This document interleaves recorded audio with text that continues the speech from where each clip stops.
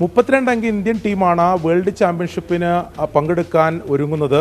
അതിൽ 7 മലയാളികളുമുണ്ട്. ഈ ടീമിനെ പരിശീലിപ്പിക്കുന്ന കോച്ചും ഒരു മലയാളിയാണ്, അബ്ദുൾ മുനീർ എന്നാണ് പേര്. അപ്പം അദ്ദേഹം നമ്മോടൊപ്പം ചേരുകയാണ്.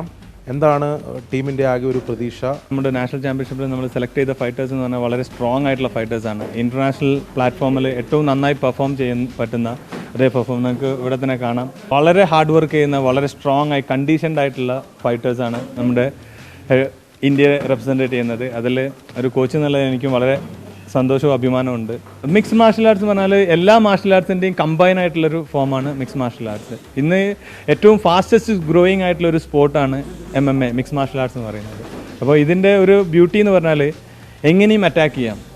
സെർട്ടൻ റൂൾസ് ഉണ്ട്. നമ്മൾക്ക് കടിക്കാൻ പറ്റില്ല, മാന്താൻ പറ്റില്ല, അല്ലെങ്കിൽ ഗ്രോയിങ്ങിന് ബാക്കിലടിക്കാൻ പറ്റില്ല. അല്ലാതെ നമുക്ക് എല്ലാ രീതിയിലുള്ള അറ്റാക്കും ചെയ്യാം. താമസിയാതെ ഒളിമ്പിക് അംഗീകരിക്കും എന്നുള്ളൊരു ഇതിൽ തന്നെയാണ്. കാരണം ഇതിൻ്റെ ഇൻ്റർനാഷണൽ ബോഡീസ് ആ രീതിയിലുള്ള നീക്കങ്ങൾ തുടങ്ങിയിട്ട് കാലങ്ങളായി.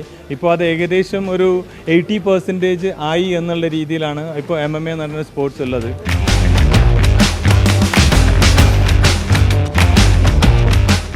വേൾഡ് ചാമ്പ്യൻഷിപ്പിനുള്ള ഇന്ത്യൻ ടീമിൽ 7 മലയാളികളുണ്ട്. ആ മലയാളികളാണ് നമ്മോടൊപ്പം ഈ ചേരുന്നത്. അപ്പം എന്താണ് പ്രതീക്ഷ? വേൾഡ് ചാമ്പ്യൻഷിപ്പ് ഇതിപ്പം 5-ാം തീയതിയായി. റെഡിയാണ്, പ്രിപ്പയർഡാണ്. പ്രാവശ്യം ഗോൾഡ് വാങ്ങും. ഇൻഷാ അല്ലാഹ്, ലെറ്റ്സ് ഡു ദിസ്.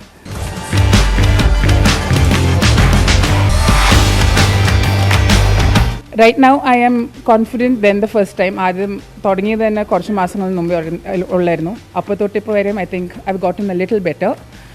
And ഇവരുടെ സപ്പോർട്ടും കൊണ്ട് I think I will do something there. I will make my mark there.